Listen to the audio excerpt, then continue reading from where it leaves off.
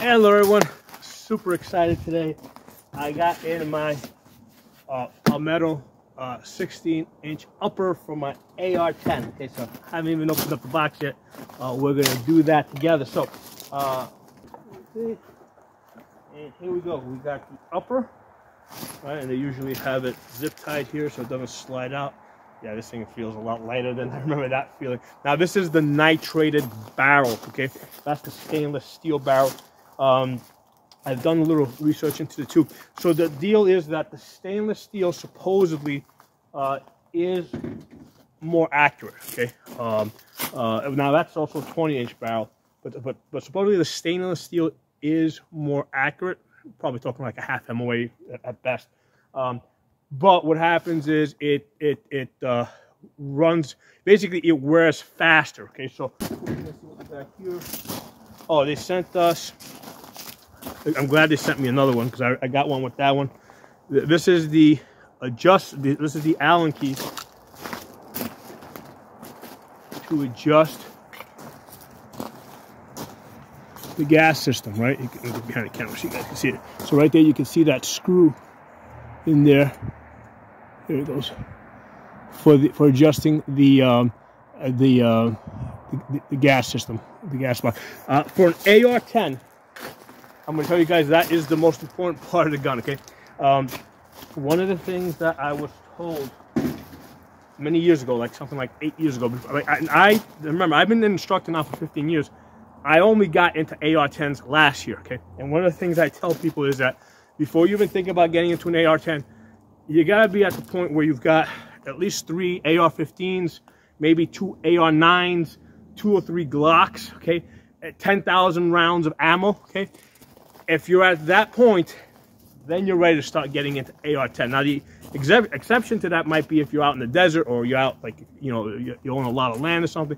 Yeah, maybe you want to speed that up if you're going to be shooting long distances every day. But for most people, you know, you got to have at least 3 or 4 ARs, at least, you know, 2 or 3 AR-9s, 2 or 3 Glocks, 10,000 rounds plus of ammunition, and using it, going to the range and shooting on a regular basis, at least 2-3 times a month.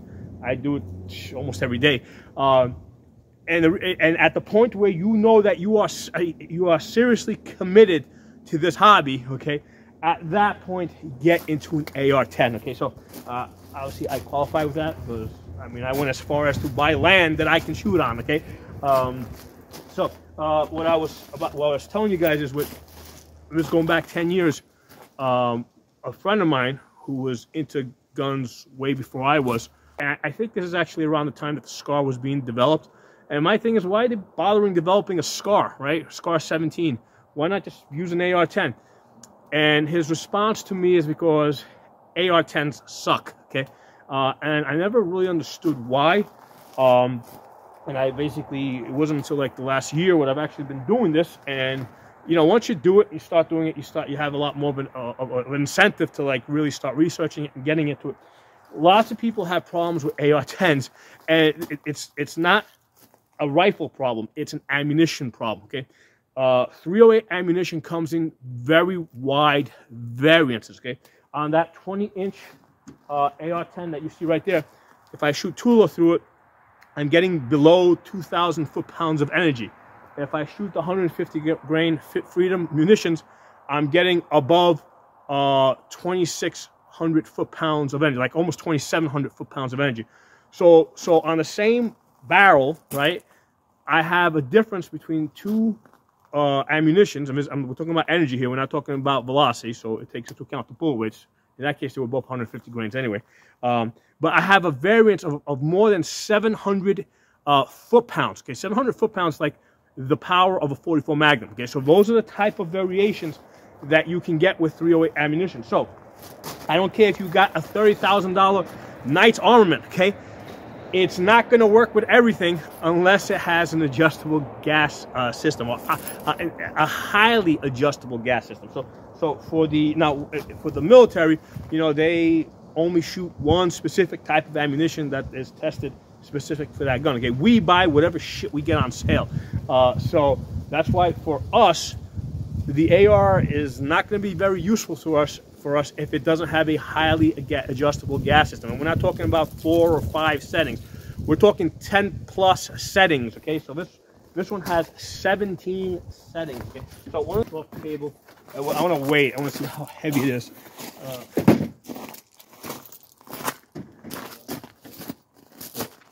First, let me put the little zip tie. Not that I think that adds much weight. Let's get the little zip tie out of there. Oh, let's check this up for any scratches. One time I did get one that had some scratches on it, and I just sent it right back. It was a 223 wild upper. So yeah, I don't see any dings or anything on this other than dust. Let's take the bolt out. There you go. Now this bolt here, one of the first things I did last time when I got the 20-inch is I ordered another bolt. I think I had gotten it for $150. It's listed more, but if you catch it on sale, you get it for like $150, maybe less. I don't remember. But yeah, you want to time these purchases so that you get them on sale. I've been following.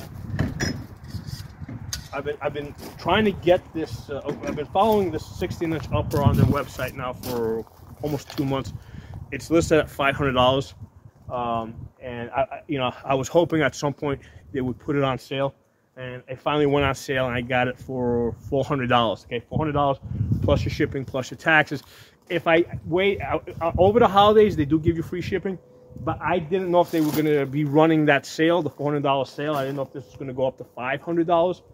And I'm like, you know what? Let me not risk it over $13 worth of shipping. So I just ordered it, paid the $13. So anyway, this is the charging handle. It's not a standard, AR-15 charging handle. It is a little bit bigger. I do have the oversized ones. I was using them on the 20-inch over here. I ended up going back to the standard one. The reason is because when I had this slung across my chest, it does kind of stick into your, it does go into your chest, or if you throw this over your back, it does tend to snag. The eye relief on these primary arms is such that you gotta move the scope up anyway, so I've got no problem with putting 2 fingers here and charging it. Okay, so that's why I just went back to the one that came with it. And the oversized ones are a little more comfortable to work with, but like I said, in my case, I went back to the original one. Okay, let's get this back together. And the thing I wanted to do in this video is weigh it. I keep distracting myself with other things and not weighing it. Okay, so let's get you back there. Not locked. There you go. All right, so let's put the scale on.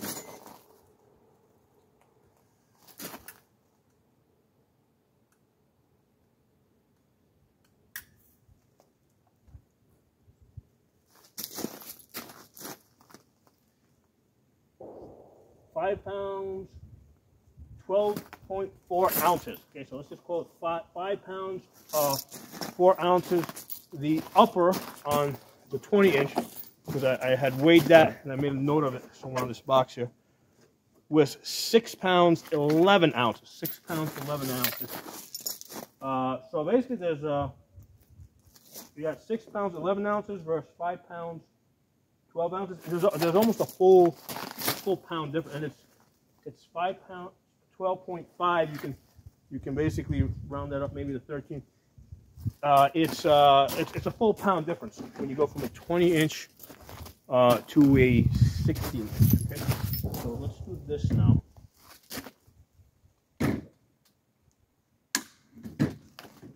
Take this sucker off. I want to see how much this whole thing is going to weigh. Yeah, this thing is heavy. So this is the upper. Let's move quickly on the upper. On the lower.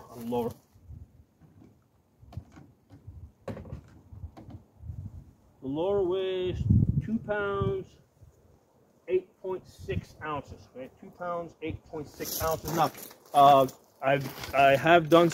do have a upgraded the buffer weight in here. Okay, so I got the Core Valley 5.6 ounce buffer weight. Okay, so it's a little bit heavier than what came with it, and I have the Sprinkle orange stainless steel buffer spring. Okay, so it's a little bit stiffer. I got the orange one, and that all helps with the. For me, the reason I put it in there is because I didn't want to put a muzzle brake on either barrel. So by putting the heavier buffer weight in there and the orange Sprinkle spring, I did notice that it does actually reduce the felt recoil. You know, now the primary way you can adjust that is from the gas valve in the front, but beyond that, having the 5.6 Core Valley and the orange Sprinkle spring, it softens up the recoil even more. The idea there is that when you take your shot, you don't want to be thrown out of scope. You want to be able to, you know, to stay on target and follow through and spot your impacts. Okay, so most people put a muzzle brake on it. I found muzzle brakes annoyingly loud, so that's why I look for other means to control the recoil. Okay, so let's put this together and give this away.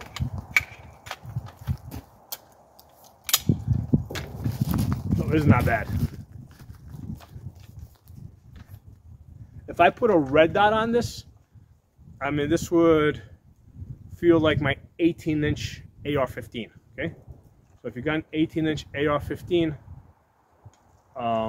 that's what this is gonna feel like, you know, with the 16-inch AR-10. The one thing I would have done with this is, if you notice, this has the 15-inch rail. Basically, they use the same rail, right? These two rails are both 15 inches.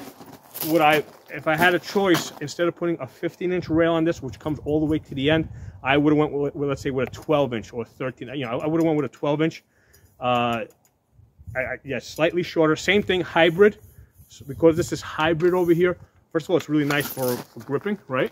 It's really nice for gripping. But secondly, it takes weight off the gun versus having Picatinny going over all the way across the top. I've got ARs that have Picatinny going all the way across the top, and when I compare it side by side with one that's hybrid like this, believe me, the hybrid is much lighter. And the thing is, you've got M-lock here, so if you for some reason you need to attach, mount something here, you can put like a 3-slot rail or whatever over here. I usually put a 3-slot on the bottom here, so I have an anchoring point for my hand. So let's weigh this whole thing.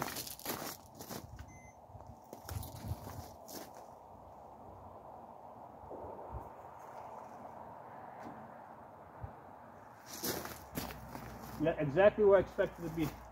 8 pounds, 5 ounces. 8 pounds, 5 ounces. Okay. So the Scar, which has a polymer lower, or much of the lower is polymer, that is 8 pounds. Okay, so this is only 5 ounces heavier than your Scar 17S, with the 16-inch barrel. So that's not bad. I mean, you're talking Scar, you're talking almost a $4,000 rifle. So here, what I have here is a $600 rifle, okay? Because the upper was $400 with the bolt and the charging handle, right? So make sure you get those included, okay? $400 for the upper, and then $200 for the complete lower. They listed it for $250, but that's almost always on daily deal special. So it's always on sale, so you can always, almost always, unless there's like some shit going on, like, with buying panics, you can almost always get your lower for $200. So $200 lower, $400 upper, $600 AR-10. I mean, we're in heaven. And you can see me holding this thing here. This is not bad. Obviously, when the scope goes on here, this is gonna get a little bit heavier. The scope that's gonna go on here, that I've done a number of videos on this, the primary arms GLX 1 to 10. Okay, I did play with putting a red dot with a magnifier on here for a while and running with that, which is what I did with the 20-inch. Right, the part of the reason for that is because I didn't get the scope for like almost a month later. But I said, you know what? Nah, man, I just maybe down the road I'll go back to putting a red dot on here just to see how this feels to run around with it on a lighter gun. Let me weigh the scope in the mount. So this is the, first of all, this is the primary arms GLX 1-10 by 24 first focal plane. This is a little big for an AR-15, right? But it's not going to be big for this, right? So these two should match up pretty good. So this scope and mount.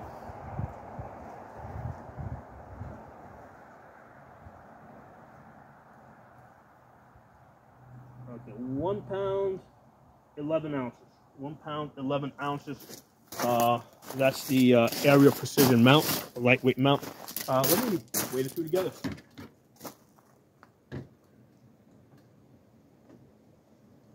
All right, so we're back to 8 pounds, 5 ounces. So when all is said and done, this is going to be a 10-pound rifle. Okay, 10 pounds. This is 10 pounds. 10 pounds. 0.0. Like it says 0 ounces and then a 0.2. I think the 0.2 we can discount. It's a 10-pound rifle. So that's an AR-10. 10 pounds with a 1-10 scope on it. That's not bad. That's a, versus I think the other one was coming in like 13.5 or something, with the 20 ounce and with the big heavy scope on it. So I'm ecstatic about this. I'm gonna mount this. I'm gonna zero it in. I'm gonna run this through a chronograph. Part of the reason why, so I'm gonna put a couple of rounds on through this, and then we're gonna do some accuracy testing.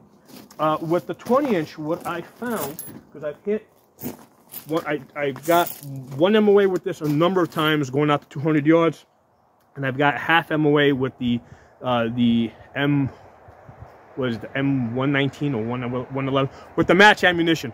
I got half-inch groups with this, but I noticed that like I didn't get him the first time. Like it took almost 100 rounds before the rifle started breaking in. Or maybe by the time I started getting comfortable with it, I don't know, because that was my first AR-10. So it'll be now interesting to compare the two side by side, because now that I have a lot more familiarity with this platform, we're gonna see what the groups start off with and what they look like 100 or 200 rounds later. We're gonna see if it does in fact have a break-in period for getting to that, to the best accuracy that it can get. So like with this one here, Freedom Munitions, 1 inch many times. With that M, whatever that stuff is, the match stuff, 0.5 on this. So drop some comments. Let me know what you guys think. For the next month or two, we're gonna be talking a lot about AR-10s. Okay, so I'm gonna include a playlist below in the comments, which will include all the other videos I've done on the on this first upper, and then you'll have that as a point of reference. I paid for this. Okay, I don't get any promotions. I don't get any discounts other than whatever's listed on their website. The only way I make money is by training people. Okay, so I don't have any incentive by telling you guys to buy Palmettos or this guy or that guy. If you see me using a gun and being excited about it and liking it, it's real, guys. I don't have any other incentive. Okay, so thanks for watching. Talk to y'all soon.